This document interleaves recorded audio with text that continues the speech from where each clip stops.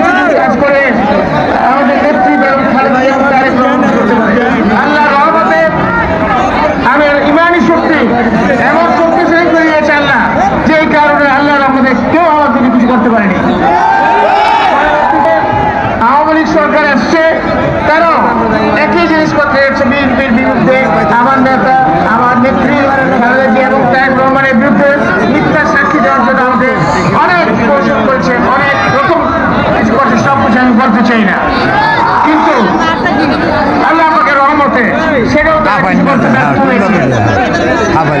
আজকে আমরা মুক্তভাবে আপনার কাছে এসেছি, সেই জন্য আল্লাহ আবারও কৃতজ্ঞতা ব্যক্ত করছি। অত্যন্ত অসুস্থ, আপনি জানেন, আমার নেত্রীর জন্য আমি আপনাদের দোয়া কামনা করছি।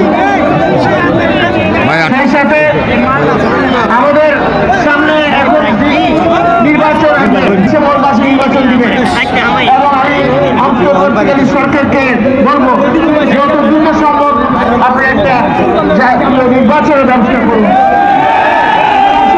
নির্বাচনের ব্যবস্থা করুন, যার মাধ্যমে জনগণ তাদের ভোট যাকে কিছু তাকে দিতে পারে এবং নতুন গণতান্ত্রিক নির্বাচিত সরকার আসতে পারে।